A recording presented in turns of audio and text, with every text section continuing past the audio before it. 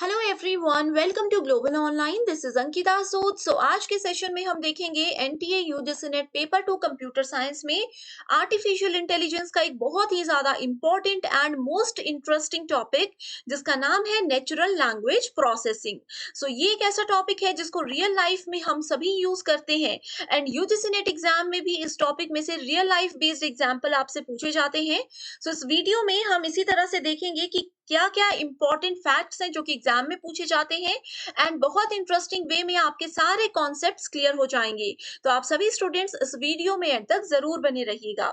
इसी के साथ यूजीसी नेट के सिलेबस के अकॉर्डिंग ये रहा हमारा आज का टॉपिक जिसमें हम सिर्फ इंट्रोडक्शन एंड इसके एप्लीकेशंस को डिस्कस करने वाले हैं। इसके साथ ही स्टूडेंट्स, अगर आप भी जून 2023 एग्जामिनेशन को टारगेट कर रहे हो एंड इतने कम समय में जीआरएफ अचीव करना चाहते हो तो आप सभी के प्रिपरेशन के लिए यूजीसी नेट कंप्यूटर साइंस का रिवीजन क्रैश कोर्स हमने लॉन्च किया है, जो कि एग्जाम के पैटर्न और डिफिकल्टी लेवल को ध्यान में रखते हुए ही बनाया गया है। इस क्रैश कोर्स के साथ हम आपको 100% सिलेक्शन की भी गारंटी देते हैं।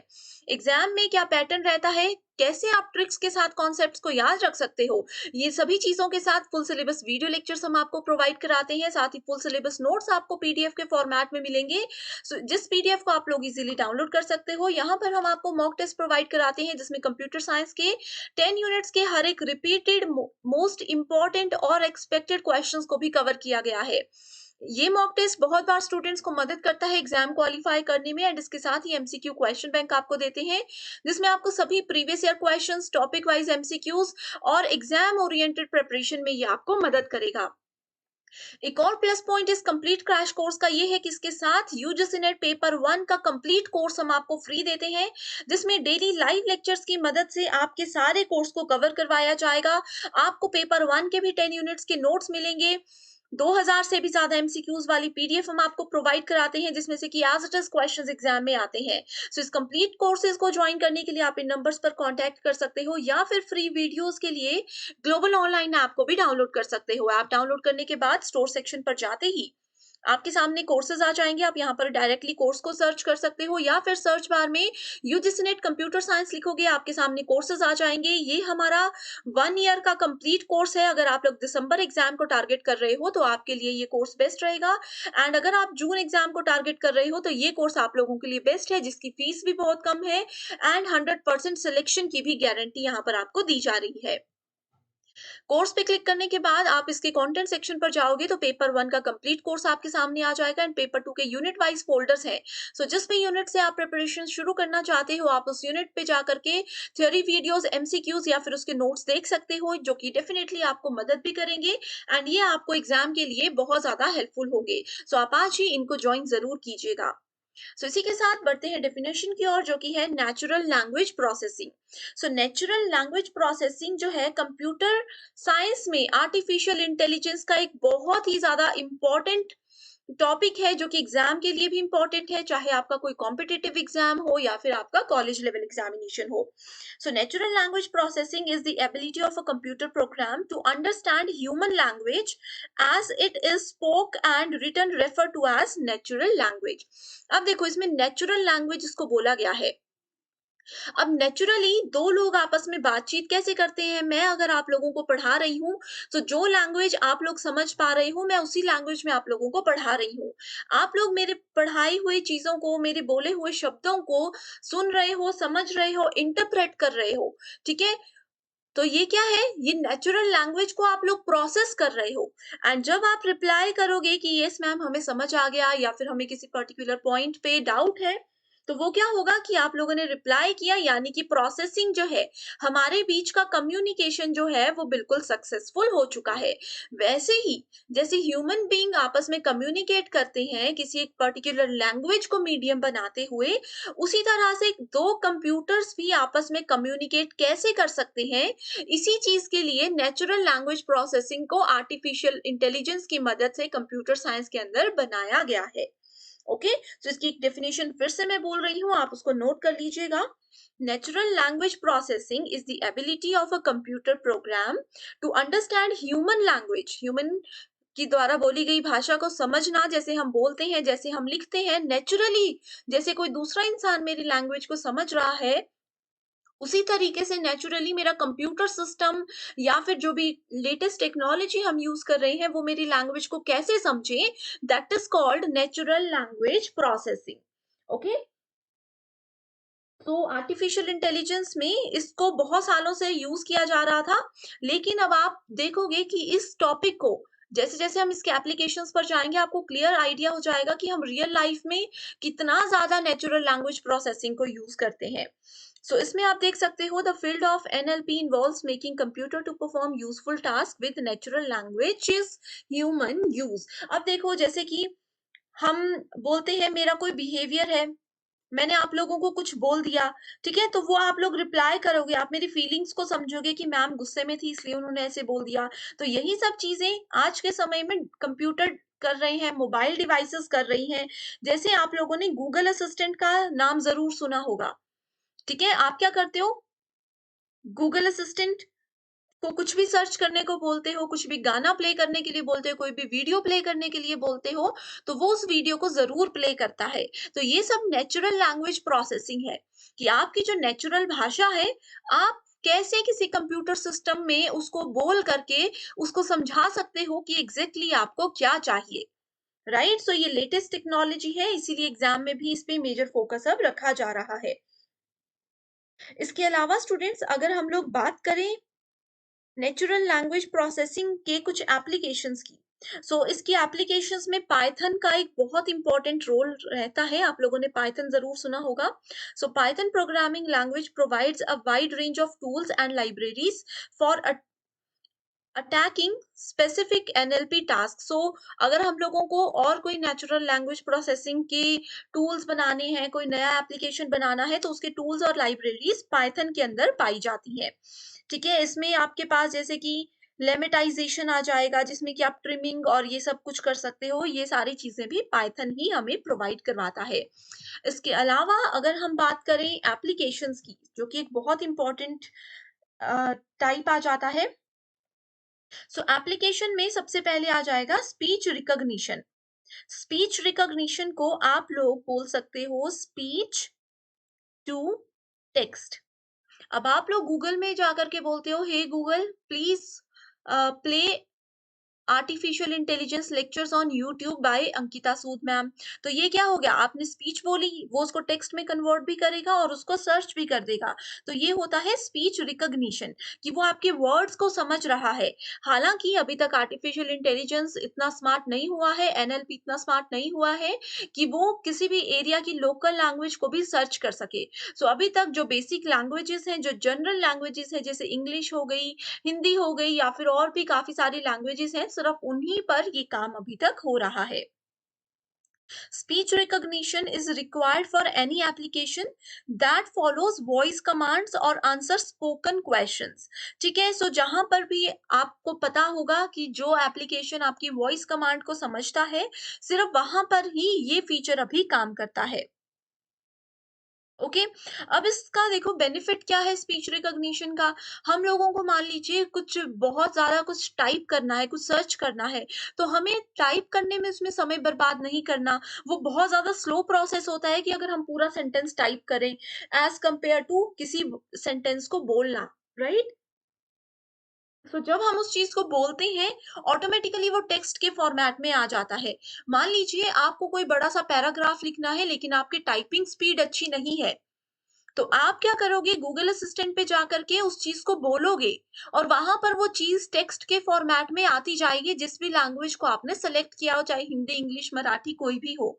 तो ये क्या है, ये स्पीच रिकॉग्निशन होता है। इसके अलावा दूसरा पॉइंट आ जाता है सेंटिमेंटल एनालिसिस। सेंटिमेंटल एनालिसिस क्या होता है, उस पे जाने से पहले एक पॉइंट और मैं इंट्रोडक्शन में ऐड कर देना चाहती हूँ कि देखो, एग्जाम में ये पूछा जाता है कि नेचुरल लैंग्वेज प्रोसेसिंग, आपको हमने बताया कि कंप्यूटर साइंस की इसमें थ्योरम्स यूज होती हैं, आर्टिफिशियल इंटेलिजेंस को यूज किया जाता है, एंड उसके साथ ही इसमें ह्यूमन के लैंग्वेज और ह्यूमन की इंटेलिजेंस को भी यूज किया जाता है। तो इन चीजों को, इन सभी तीनों चीजों को मिला करके एनएलपी को कंप्लीट किया जाता है, and it helped developers to organize knowledge for performing tasks such as translation, automatic summarization, named entity recognition जिसको कि आप एनईआर के नाम से जानते हो, स्पीच रिकॉग्निशन, टॉपिक सेगमेंटेशन, ये सब चीजों में ये तीनों चीजें मिला करके हमें मदद करती हैं। ओके। दूसरा अब हम बात कर रहे थे सेंटिमेंटल एनालिसिस की। सो ये क्या होता है? It is also known as opinion mining. Opinion mining, okay. It is used on the web to analyze the attitude. ठीक है, सो किसी भी पर्सन के या किसी भी चीज के एटीट्यूड को लेकर के, उनके बिहेवियर को लेकर के एंड उनके इमोशनल स्टेट को लेकर के अगर हम लोगों को पता करना है तो उसमें आर्टिफिशियल इंटेलिजेंस का सेंटिमेंटल एनालिसिस यूज होता है। This application is implemented through a combination of NLP, identify the mood off the context. अब देखो, इसने एनएलपी को तो यूज किया, एनएलपी के अंदर आ गया कि क्या वर्ड्स कोई पर्सन यूज कर रहा है। मान लीजिए मेरी वीडियो के अंदर आप लोगों ने कुछ रिप्लाई किया, कुछ कमेंट किया, तो एनएलपी क्या करेगा? पहले तो आपके वर्ड्स को सिलेक्ट करके आपके सेंटीमेंट्स को चेक करने की कोशिश करेगा। उसके बाद अगर आप मेरे कमेंट में कोई इमोजी ऐड कर देते हो, जैसे कि कोई सैड इमोजी ऐड करेगा, कोई हैप्पी इमोजी ऐड करेगा, कोई all the best, good luck, इस तरह के कोई भी इमोजी ऐड करेंगे, तो ये एनएलपी क्या करता है, इन दोनों चीजों के कॉम्बिनेशन से मिला करके एक एनालिसिस करेगा कि यस मैम की वीडियो में, अंकिता सूद की इस वीडियो में मोस्ट ऑफ द स्टूडेंट्स के ने क्या फील किया है। क्या स्टूडेंट्स को ये वीडियो एक्चुअल में हेल्पफुल लगी है, क्या स्टूडेंट्स को ये वीडियो वेस्ट लगी है। इन सब चीजों को ध्यान में रखते हुए ही ये सब चीजों को एनालाइज करता है। ओके। नेक्स्ट फिर आ जाता है chat box, chat boats, sorry. ठीक है, सो चैट बोट क्या होता है? ये भी एक बहुत इंपॉर्टेंट रोल प्ले करता है किसी भी आर्टिफिशियल इंटेलिजेंस के अंदर। अब जैसे आप लोग क्या करते हो, किसी का रिप्लाई करते हो, ऑटोमेटिकली हम वहां पर देखते हैं कि टेक्स्ट आ जाता है, आप थोड़ा सा लिखना शुरू करते हो, आगे का टेक्स्ट आप लोगों को दिखने लग जाता है, तो वो चैट बॉट्स होते हैं। ठीक है, अब जैसे आप लोग फेसबुक की बात करें, इंस्टाग्राम की बात करें, आप जैसे ही किसी पर्सन की चैट में जाते हो, किसी पर्सन के या फिर इमेज के कमेंट सेक्शन पर जाते हो, आप जैसे ही कमेंट पर क्लिक करते हो, ऑलरेडी वहां पर उनका नेम मेंशन हो जाता है।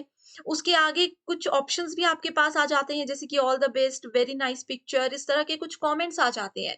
तो ये सब चीजें चैट बॉट्स के अंदर आती है। नेक्स्ट आ जाता है auto complete in search engine. अब देखो, गूगल पे जाकर के आप कुछ भी लिखो, गूगल पे जाकर के अगर आप लिखते हो नेचुरल लैंग्वेज, बस इतना सा अगर आपने लिखा होगा तो आगे का सेंटेंस वो कंप्लीट ऑटोमेटिकली कर देता है। आगे खुद आ जाता है ना लिखा हुआ कि natural language processing in artificial intelligence.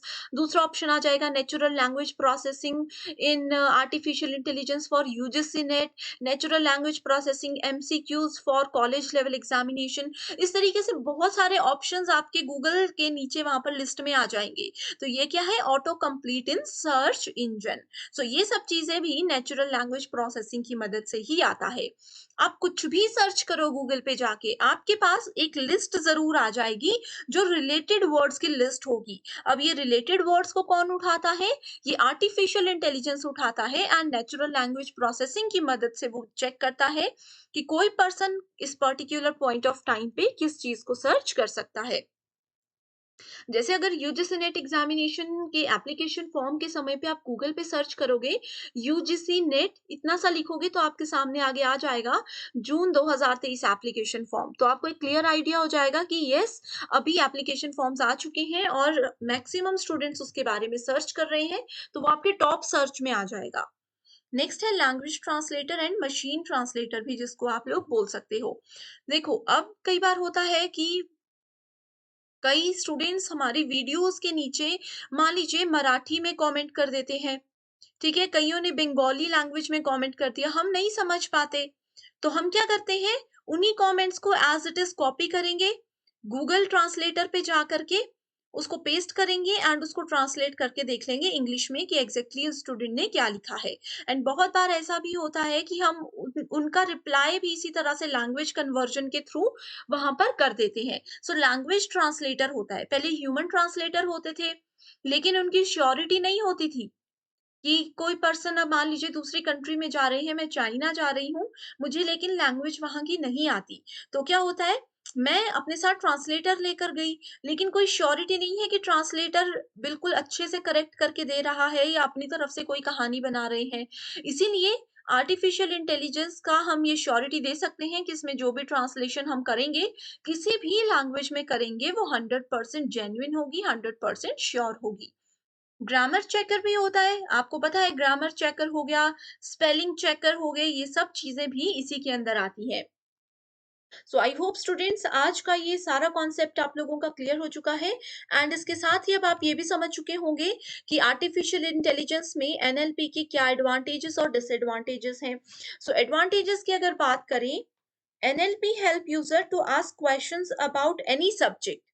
अब आपको किसी भी टॉपिक से रिलेटेड, किसी भी सब्जेक्ट से रिलेटेड कोई भी डाउट है, तो आप अपनी लैंग्वेज की मदद से वहाँ पर बोल के उसको सर्च कर सकते हो एंड उस चीज़ का सॉल्यूशन भी आप लोगों को रिटन एंड ओरल फॉर्मेट में मिल सकता है। अब देखो मान लीजिए कोई पर्सन है मेरे सामने जिनको कि ये स्पेलिंग पढ़ने नहीं आ रही, तो आप क्या करोगे, इस स्पेलिंग को एज इट इज गूगल पे लिखोगे एंड गूगल आपको बताएगा कि इसको क्या बोलते हैं, ऑटो कंप्लीट इसको बोलते हैं, वो इस तरह से आपको बताएगा। इसका हिंदी मीनिंग आपको नहीं पता, तो गूगल पे लिखोगे, वहां पर आपको वो चीजें भी पता चल जाएगी। तो ये किसकी एडवांटेज होती है। NLP also help computers to communicate with humans in their language. देखो इसी की वजह से तो हम ह्यूमन कंप्यूटर के साथ बातचीत कर सकते हैं। आप कितनी भी दूर बैठे हो, आप हे गूगल बोलकर कुछ भी सर्च करवा सकते हो, है ना। तो ये हेल्प करता है एनएलपी। तो टाइम एफिशिएंट है, जैसे मैंने बताया टाइपिंग में टाइम वेस्ट नहीं करना, सिर्फ बोलो वहां पर सब कुछ टेक्स्ट के फॉर्मेट में आ जाएगा। इसके अलावा अब हर एक चीज की एडवांटेज है तो डिसएडवांटेजेस भी जरूर होंगी। सो इसकी डिसएडवांटेज में ये है कि कई बार इसका अगर कॉन्टेक्स्ट मिसिंग हो जाए, तो जितना भी हमारे रिजल्ट्स होते हैं वो थोड़े से गड़बड़ हो जाते हैं। ठीक है। एंड एनएलपी जो है वो अनप्रिडिक्टेबल है,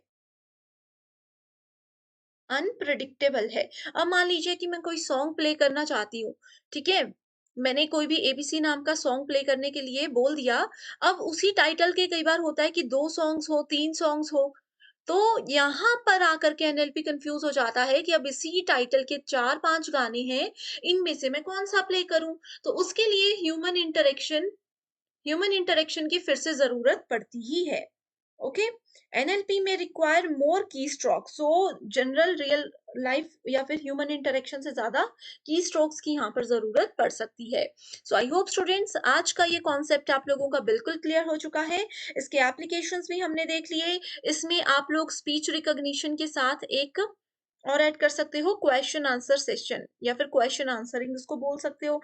आप अमेज़न के, आपको पता है बहुत सारे सॉफ्टवेयर्स हैं, मैं किसी का नाम नहीं लेना चाहूँगी। बहुत सारे सॉफ्टवेयर्स हैं, आप उनसे कुछ भी पूछो, वेदर पूछ लो, डायरेक्शन पूछ लो, वो सब आपको बताएँगे। तो ये सब उसी के एग्ज़ाम्पल है। आज के समय में जितने एग्ज़ाम्पल्स देंगे उतने कम है। ओके। सो आई होप आपके कॉन्सेप्ट्स बिल्कुल क्लियर हो चुके हैं। So thank you so much for watching the session and I wish you all the